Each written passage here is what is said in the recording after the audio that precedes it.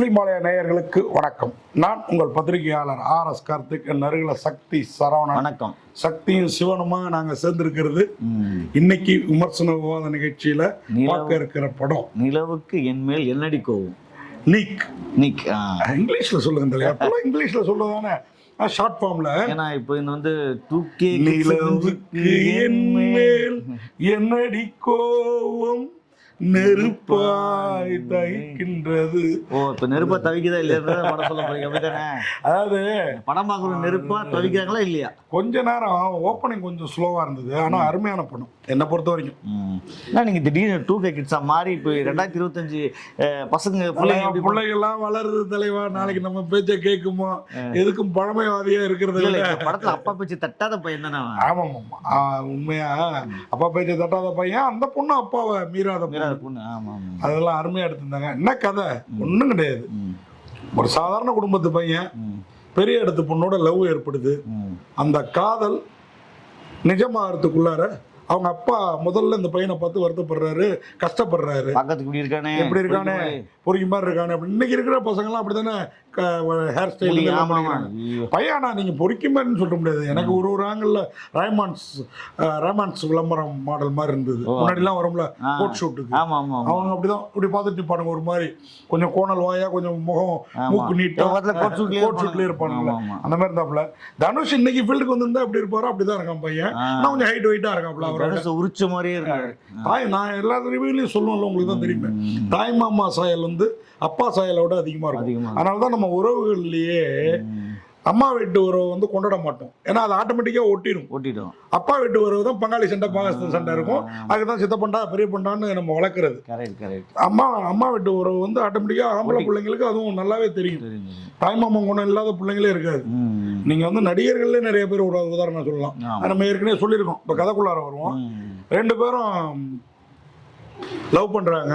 சரத்குமார் தான் அப்பா, வேண்டாம்னு நினைக்கிறாரு. ஆனா ஹீரோ ஒரு கட்டத்துக்கு மேல இது வேண்டாம்னு முடிவு பண்றாரு. அதுக்கு ஒரு காரணம். அந்த காரணம் என்னங்கிறதா சஸ்பென்ஸ்.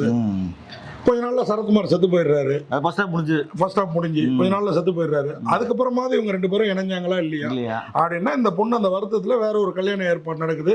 மணமாடையில வச்சு அந்த மணமகனை கழட்டி விட்டு, அதாவது தாலி கட்டின பிறகு கழட்டி விட்டாதான் இதுல ஒரு புதுமை. கழட்டி விட்டு ஹீரோவை தேடி வந்தாரா இல்லையா இல்ல மாலையிட்டவனே மணாலன்னு வாழ்ந்தாரா இல்ல வேற யாரும் பொண்ணு வந்து.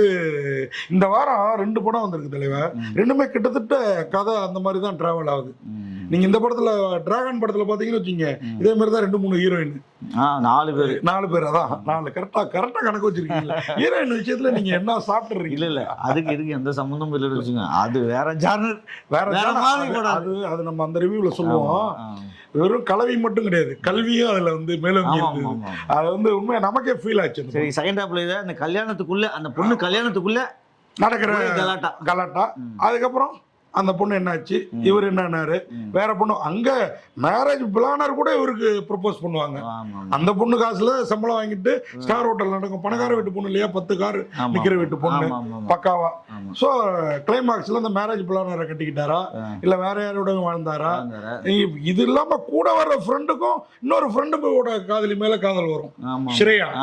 எனக்கு ஹீரோயின் பேரோட அந்த பேர் மனசுலயே நிக்குதுங்க. நல்லா அந்த பையன் ஏற்கனவே உங்களுக்கு தெரியல, மலையாளத்துல ஹீரோவா பண்ணவரு. எல்லாருமே நல்லா பண்ணியிருந்தாங்க. ஆனா தனுஷ் முதல் படம் ஒரு தனுஷ் அக்கா பையன் நடிக்க வைக்கிறாருன்னா கொஞ்சமாவது ட்ரைனிங் கொடுத்து சீன்ல அப்படியே இல்ல அப்படியே நிக்கிற தவிர டைலாக் டெலிவரி சரியா வரல, ஒரு ரியாக்ஷன் சரியா வரல. சின்ன பையன் தானே தலைவர். தனுஷ் வெற்றம் கூத்துறம் படம் ஜாதி படத்துல நடிச்சாலும் எடுத்தாலும் அதுக்கும் நம்ம கட்டையை போடுறோம். இந்த மாதிரி ஒரு வாங்க ஜாலியா வாங்க எந்த எதிர்பார்ப்பும் இல்லாம இந்த மாதிரி படங்கள்லாம் வந்து நான் ஃபர்ஸ்ட் அப்படின்னு சொன்ன மாதிரி ஸ்கிரீன் பிளே. இப்போ நீங்க இன்னொரு படத்துக்கு நீங்க உதாரணம் சொல்லக்கூடாது. நீங்க இன்னொரு படம் பார்த்துட்டு ஸ்கிரீன் பிளே நம்ம யோசிக்கிறது அந்த படத்துல இருக்காது. எனக்கு கூட இன்னைக்கு அந்த படத்தை பாக்குறதுக்கு முன்னாடி இந்த படம் பரவாயில்ல நல்லாதான் இருக்கு அப்படின்னு தோணுச்சு. அந்த படத்தை பார்த்த பிறகு இந்த படம் இன்னும் கொஞ்சம் நல்லா எடுத்துக்கலாமே தோணுச்சு. எனக்கு நல்லாதான் இருக்கு, இன்னும் கொஞ்சம் நல்லா எடுத்துக்கலாமே. என்னன்னா நம்ம 200 ரூபாய் கொடுத்து வரோம்னா கொஞ்சமாவது சுவாரஸ்யம் இருக்கணும். அதான் பேசிட்டே இருக்காங்கண்ணா படம் ஃபுல்லா ஃபர்ஸ்ட் ஹாஃப்ல. நீங்க ஏன் அவங்கள பேசுறவங்கள பாக்குறீங்க? பெண்களை மட்டும் பாருங்க, ரசிச்சுட்டு வாங்க. உன் வயசுக்கு ஏற்ற மாதிரி பேசுறான்டாதீங்க. என்ன இல்ல அது பெண்கள் பாக்குற அளவுக்கு கூட அங்க என்னத்தை போட்டு சரி சரி ஓகே. ஸ்ரேயா நல்லா இருக்குது, ஹீரோயின் தான் குழந்தை மாதிரி இருக்குது. நம்ம அஜித் படத்துல எல்லாம் அது குழந்தைக்கார பாட்டு கூட ஆமா கண்ணான கண்ணாவா அனேகா அனேகா சுரேந்தர் அவங்க எல்லாருமே நல்லா பண்ணியிருக்காங்க. தனுஷ் தான் அக்கா பையனுக்காக தாம் படங்கள்லயே ஒரு 5-6 படத்துல இருந்து 1-2 சீன் உருவி தான் லைஃப்ல இருந்து சில ஒண்ணுமே இல்ல. இந்த படத்துல ஹைலைட் என்ன, இவரு போயிட்டு பப்புக்கு போய் குடிச்சிட்டு அங்க வாந்தி எடுக்கிற பொண்ணுங்க எல்லாம் தலையை போச்சு. எனக்கு தனுஷ் என்னோட பர்சனல் அந்த ரிவ்யூலயே பாராட்டணும்னு நினைச்சேன். இப்ப சொல்றேன் உண்மை தனுஷை நான் ஏன் தெரியுமா பாராட்டினேன், எந்த இடத்துலயுமே முகம் சொல்லி இந்த வாமிட் சீன்லாம் பாத்தீங்கன்னா இன்னைக்கு படம் எடுக்கிறாங்க புதுசா வந்தவங்க பழசா இருக்கிறவங்களா வாமிட் அப்படியே கொட்டைங்கெல்லாம் தெரிச்சு கிடக்கும். அதே சீனா ஒரு 10 நிமிஷம் கேமராவை மாத்தாம வச்சிருப்பாங்க. இவரு அவ்வளவுதான் வாமிட் எடுக்கிறாங்க நமக்கு சிம்பாலிக்கா சொன்னா போதும். நீ வான்னு எடுக்கிறத காட்டாம சொல்றப்ப எனக்கு அருகலிப்பா இருக்குது. பிரமாதமா பண்ணியிருந்தாரு. பல சீன்களை வந்து அவர் காமெடியா ஒர்க் அவுட் ஆகணும்னு முயற்சி பண்ணிருக்காரு. ஆனா பல சீன்களை வந்து ஒர்க் அவுட்டே ஆகல. ஆனா பல சீன்கள் ஒர்க் அவுட் ஆயிடுச்சு. ஆனாலும் அந்த பாட்டுலாம் இருக்கு பாருங்க, அவரோட பாட்டு அது ஹைலைட் கோல்டன் ஸ்பேரோ. எனக்கு இன்னமும் நான் எப்பயோ அந்த பாட்டு நினைச்சிருக்கேன். அந்த அளவுக்கு அந்த பாட்டு ஹிட் இல்ல. அந்த பாட்டு மட்டும் இல்ல, இன்னும் பல பாடல்கள் படத்துல வந்து ஹிட். எல்லா பாட்டுமே நல்லா. ஜிவி பிரகாஷ் ஒரு பாட்டு போடுவாரு. ஜிவி பிரகாஷ் போடுவாரு பாருங்க. இதுல அனிருத்தை விட்டு ஜிவி பிரகாஷோட இணைஞ்சிட்டாரு. அக்கா பையனுக்கு மியூசிக் பாத்தீங்கன்னா நம்ம ஏற்கனவே இந்த திருச்சிற்றம்பலம், ஏற்கனவே வந்து VIP 2 இதை கேட்ட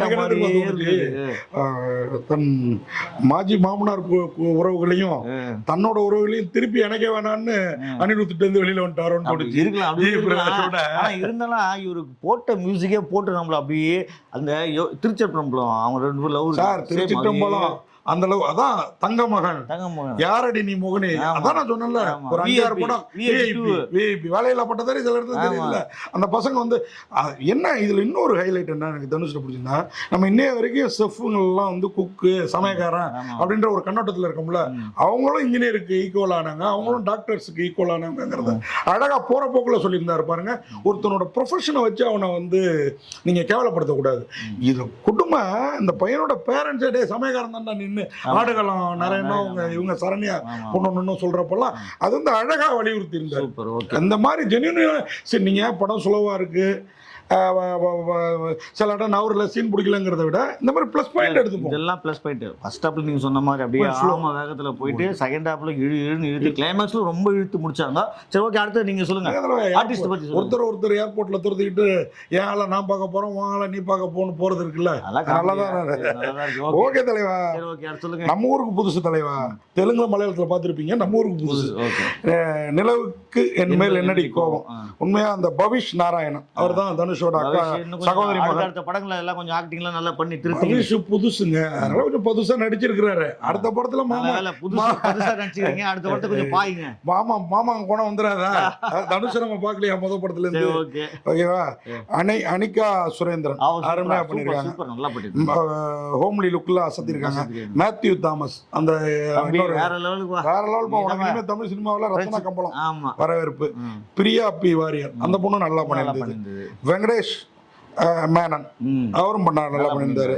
ரம்யா ரங்கநாதன், சித்தார்த் சங்கர், ராஃபியா கதூன் நல்லா பண்ணியிருந்தாங்க.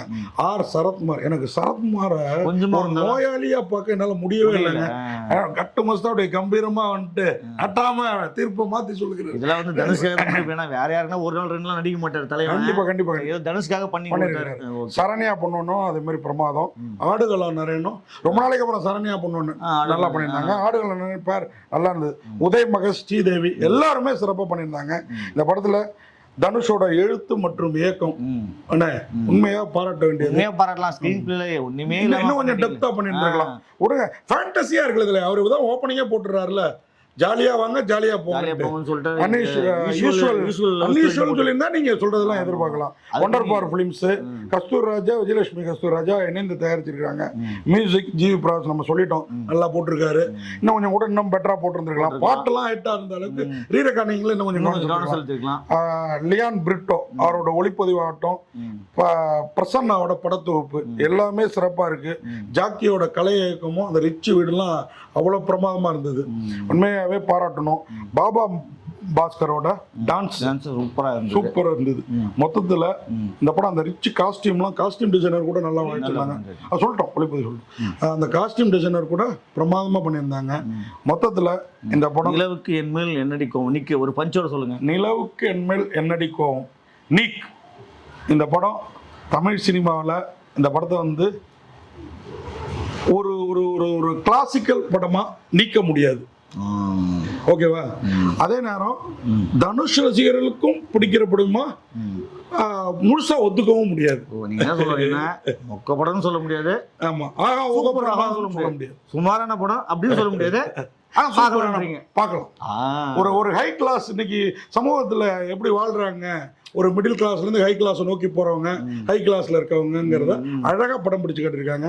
என்ன ஒண்ணு, இந்த சரக்கு அடிக்கிற கலாச்சாரம், தம் அடிக்கிற கலாச்சாரம்லாம் கொஞ்சம் ஜாஸ்தியா இருந்தது.